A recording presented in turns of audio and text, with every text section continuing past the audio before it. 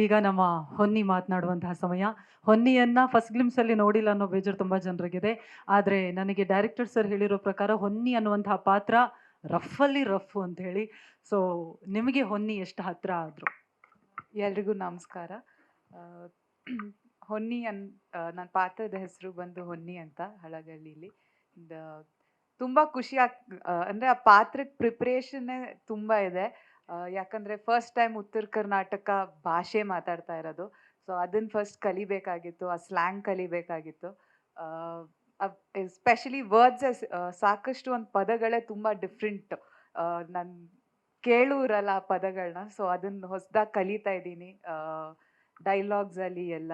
And direction ಡಿಪಾರ್ಟ್ಮೆಂಟಲ್ಲಿ ಸಾಕಷ್ಟು ಜನ ಇದ್ದಾರೆ, ಅವ್ರು ಎಲ್ಲರೂ ಸಾಕಷ್ಟು ಹೆಲ್ಪ್ ಮಾಡ್ತಾರೆ. ಆ್ಯಂಡ್ ಯಾವಾಗಲೂ ಒಂದು ಯಾವುದೇ ಪೀರಿಯಡ್ ಸಿನಿಮಾ ಅಂತ ಬಂದ ತಕ್ಷಣ ಓ ಸಪ್ತಮಿ ಅವ್ರು ಇರ್ತಾರೆ ಅಂತ. ಬಟ್ ಇದು ಮತ್ತೆ ಹೌದು ಪೀರಿಯಡ್ ಸಿನಿಮಾನೇ, ಬಟ್ ಲುಕ್ ಡಿಫ್ರೆಂಟ್ ಆಗಿದೆ. ಆ್ಯಂಡ್ ಪ್ರಾಬ್ಲಿ ಮಂಗಳೂರು ಕಡೆ ಒಂದು ಪೀರಿಯಡ್ ಸಿನಿಮಾ ಆಗಿತ್ತು, ಇವಾಗ ಉತ್ತರ ಕರ್ನಾಟಕದ ಕಡೆ ಒಂದು ಪೀರಿಯಡ್ ಸಿನಿಮಾದಲ್ಲಿ ಹೊನ್ನಿ ಅನ್ನೋ ಪಾತ್ರದಲ್ಲಿ ಮಾಡ್ತಾ ಇದ್ದೀನಿ. ಆ್ಯಂಡ್ ಮುಂದಿನ ದಿನಗಳಲ್ಲಿ ಹೊನ್ನಿ ಅನ್ನೋ ಪಾತ್ರದ ಒಂದು ಗ್ಲಿಮ್ಸ್ ನೀವು ನೋಡ್ತೀರಾ ಅಂತ ಅನ್ಕೊಂತೀನಿ. ಆ್ಯಂಡ್ ತುಂಬ ರಫ್ ಕ್ಯಾರೆಕ್ಟರ್, ತುಂಬ straight forward character. And fight ಮಾಡ್ತಾಳೆ.